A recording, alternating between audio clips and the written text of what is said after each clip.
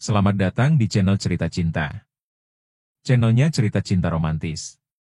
Sebelum lanjut, mohon dukungannya dengan like dan subscribe dulu. Gairah liar suami orang, bagian 20. Oh, lihat itu siapa yang datang.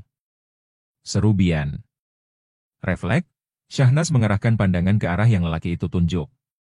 Ia mematung, saat melihat Aditya benar-benar datang ke sana. Dandanannya sangat rapi dan menawan. Dengan langkah percaya diri, ia berjalan sambil membalas sapaan beberapa orang yang mengenalnya. Syahnas juga menyaksikan sendiri, betapa antusiasnya wanita seksi bernama Sonya itu saat suaminya datang. Wanita itu langsung pergi begitu saja, meninggalkan kumpulan lelaki yang sebelumnya ditemani. Lalu, ia berlari menghampiri Aditya dan memeluknya. Dada Syahnas terasa terbakar, saat melihat adegan mesra antara Aditya dan Sonya. Tanpa risih, keduanya bahkan berciuman bibir di hadapan semua orang. Ia benar-benar tidak percaya dengan apa yang dilihatnya. Mata Syahnas memerah, menahan bendungan air mata yang hendak keluar. Apa aku bilang? Mereka memang selalu begitu setiap kali bertemu, ujar Bian. Syahnas hanya tertegun di tempat, menyaksikan adegan itu. Perasaan cintanya terhadap Aditya benar-benar telah lenyap, berganti dengan kebencian yang mendalam. Segala kebaikan yang Aditya pernah lakukan, tertutup oleh keburukan-keburukan terhadapnya. Seharusnya, saat lelaki itu punya ide gila untuk menjualnya kepada Jendra, ia sudah bisa membaca kebusukannya. Saat itu, ia dengan polosnya hanya menganggap bahwa memang tak ada cara lain untuk mengatasi permasalahan selain jual diri. Ternyata, semua yang ia perbuat hanya sia-sia. "Hei, kamu tidak apa-apa?" Tanya Bian khawatir melihat Syahnas menitihkan air mata. "Aduh, kenapa kamu harus menangisi lelaki seperti itu? Bersyukurlah kamu sudah tahu keburukannya lebih dulu," ujar Bian menasihati. Syahnas menyeka air matanya. Ia menyadari bahwa menangis memang tidak ada gunanya. "Terima kasih untuk minumannya. Aku pergi dulu," katanya seraya meletakkan gelas di atas meja bartender. Syahnas tidak bisa tinggal diam. Ia berjalan cepat mengikuti Sonya dan Aditya, yang pergi menuju ke lantai atas sembari berpelukan. "Berat!" Syahnas mendorong keras pintu ruangan yang mereka masuki. Terlihat jelas, Aditya tengah menindih Sonya di bawahnya sambil bercumbu liar. Melihat kehadiran Syahnas di sana, Aditya panik bukan kepalang. Ia buru-buru menyingkir dari atas Sonya, dan bergegas lari menghampiri Syahnas. "Nas, kamu ada di sini?"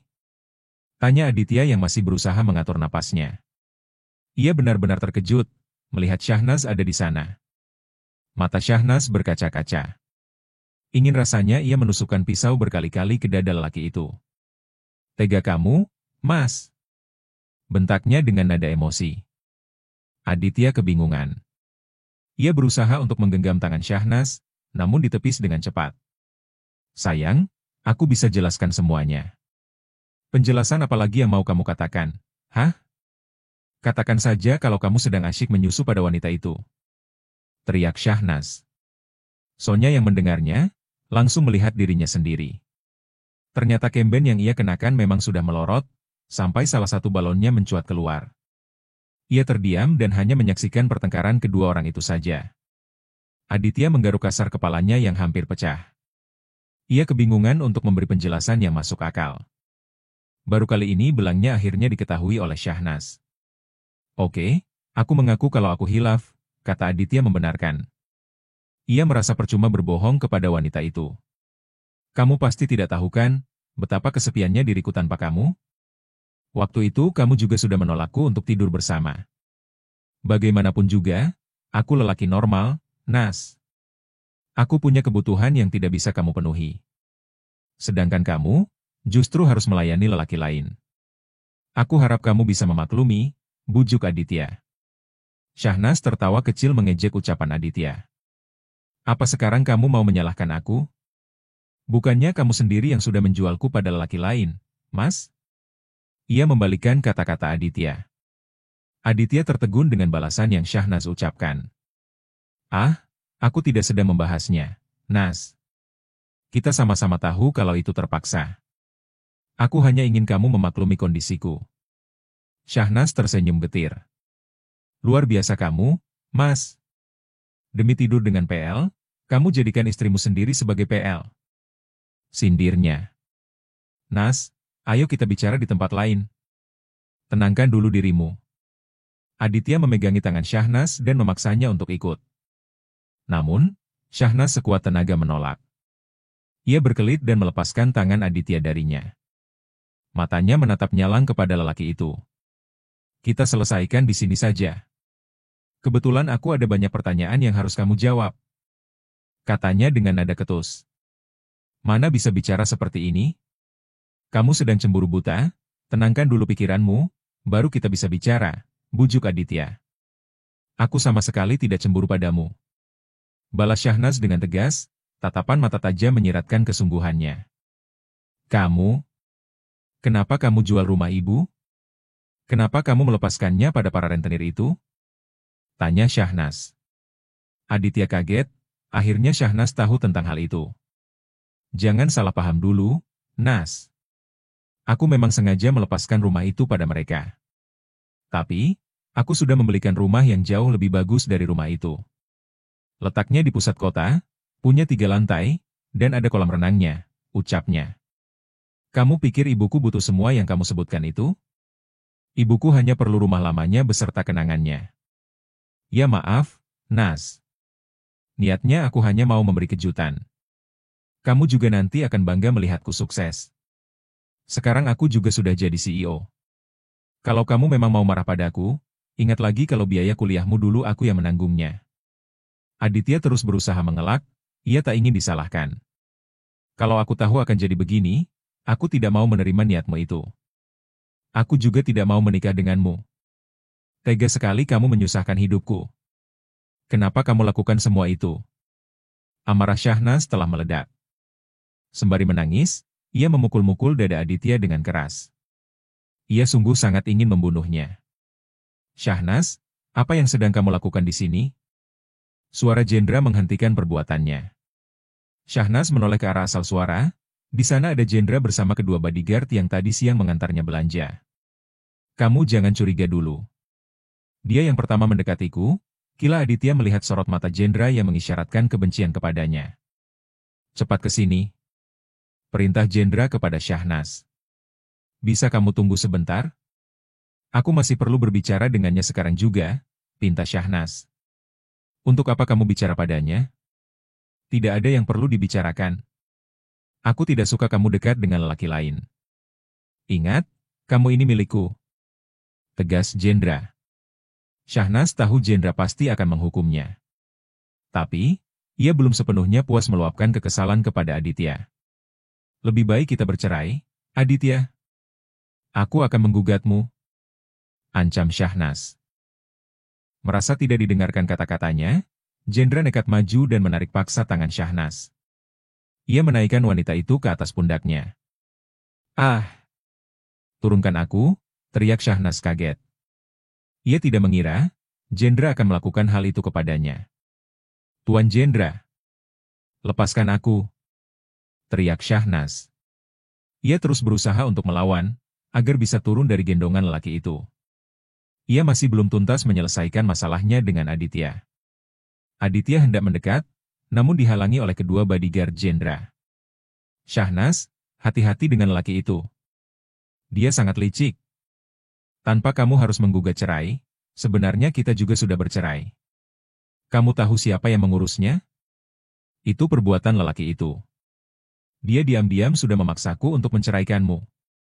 Ucap Aditya dengan nada setengah berteriak. Syahnas terkejut mendengar perkataan Aditya. Dia tidak tahu apa yang sebenarnya Jendra inginkan darinya. Lepas. Lepas. Syahnas kembali memukuli punggung Jendra agar mau menurunkannya. Namun, lelaki itu tak menggubris sama sekali. Orang-orang menatap penasaran saat mereka lewat, keduanya menjadi pusat perhatian. Sesampainya di tempat parkiran, Jendra memasukkan paksa Syahnas ke dalam mobil. Ia turut masuk, lalu menyuruh bodyguardnya untuk langsung melajukan mobilnya. Syahnas terlihat sangat emosi. Satu lelaki baru saja membuatnya murka, kini bertambah lagi lelaki lain yang tidak kalah membuatnya marah dan kecewa. Harus berapa kali aku mengingatkan, kalau kamu tidak boleh menemuinya? Tanya Jendra. Lelaki itu juga memasang wajah muram, ia kesal karena Syahnas pergi tanpa pamit. Seharian ia kebingungan, mencari keberadaan wanita itu di mal bersama kedua bodyguard-nya. Ia sampai harus mengeluarkan banyak uang untuk mengecek CCTV. Ia tidak menyangka akan menemukan wanita itu di klub malam sedang menemui Aditya. Lelaki yang sangat tidak ingin ditemuinya. "Memangnya kamu akan mengizinkan jika aku pamit?" tanya Syahnas. "Tidak." Jendra menjawabnya dengan tegas. Syahnas tidak tahu lagi harus berkata apa tentang lelaki itu. Ia mengalihkan pandangan ke arah kaca jendela, memperhatikan lalu lalang kendaraan di malam hari. "Apa benar ucapan Aditya tadi?" tanya Syahnas. "Benar." Syahnas menoleh ke arah Jendra dengan tatapan bencinya. Dadanya terasa sesak, menahan amarah yang ingin diluapkan. Ia menjadi janda, tanpa tahu kalau dirinya sudah janda, dan itu adalah perbuatan Jendra. "Apa maumu sebenarnya? Kenapa kamu melakukannya?" tanya Syahnas. Kebenciannya terhadap lelaki itu semakin bertambah. "Karena kamu bodoh. Sudah tahu dia orang seperti itu, dan kamu masih mengharapkannya?" Jendra turut kesal. Kedua mata mereka saling beradu seakan sama-sama ingin berperang. "Itu bukan urusanmu, kamu tidak berhak ikut campur," tukas Syahnas. Jendra sampai ingin tertawa. "Seharusnya kamu berterima kasih, aku sudah membantumu lepas dari lelaki seperti dia.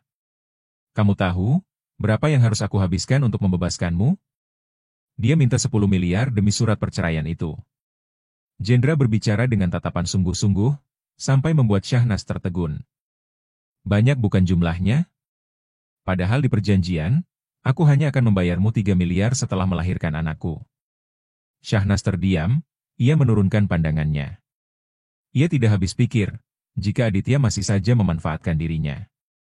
Mobil terus melaju, melewati jalanan yang cukup padat dengan kendaraan. Setelah 1 jam, akhirnya mereka sampai di pelataran rumah. Jendra keluar lebih dulu dari dalam mobil, sementara Syahnas membuntutinya dari belakang. Ia pergi sejak siang dan kembali saat telah malam.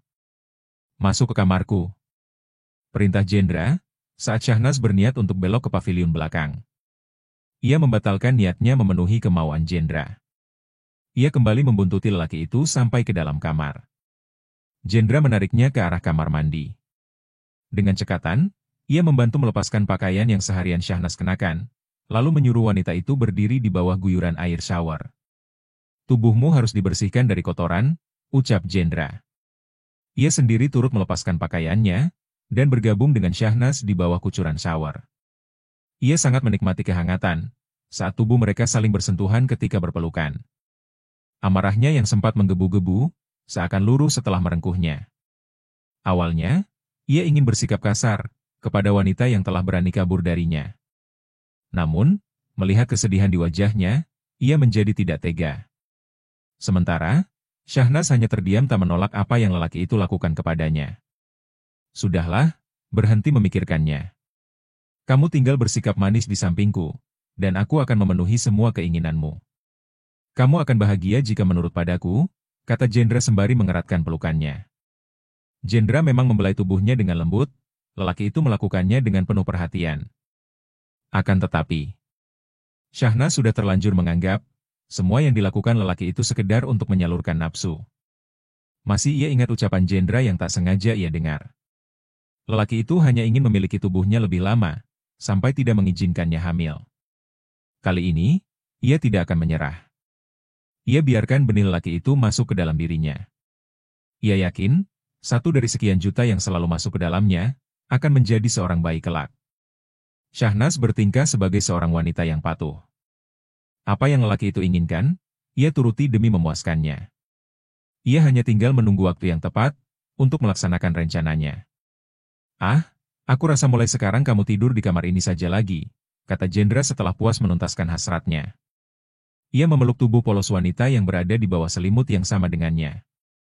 Perasaannya menjadi lebih baik setelah bercinta. Apalagi kini Syahnas sudah menyadari, dirinya menjadi seorang janda. "Aku kembalikan lagi posisimu sebagai wanitaku. Jadi, panggil aku, Mas Jendra, seperti biasa." Berhenti memanggilku Tuan, imbu Jendra seraya mengecup kening wanitanya. Bukankah kamu lebih menyukai aku sebagai pelayan? Kamu kelihatan menikmati untuk meledekku, ujar Syahnas. Ah, benarkah? Jendra berusaha mengingat kelakuannya, saat tega menjadikan wanita itu sebagai pelayan. Maafkan aku, waktu itu aku hanya ingin memberikan hukuman padamu. Aku tidak suka kamu terus peduli kepada lelaki brengsek seperti Aditya, kilah Jendra. Syahnas menaikkan sedikit ujung bibirnya. Menurutnya, lelaki yang baru saja bicara itu sama saja. Bahkan lebih parah, karena hanya ingin menidurinya. Ia hanya dianggap sebagai tempat untuk memuaskan hasratnya. Apa kamu masih marah padaku, Hom? Tanya Jendra. Syahnas terdiam. Wanita mana yang tidak marah saat diperlakukan semena-mena? Terkadang Jendra bahkan kasar dan memaksa. Apa aku harus memberikan hadiah, supaya wanita cantik ini tidak marah lagi? Bagaimana kalau liburan ke luar negeri? Apa kamu mau? Bersambung.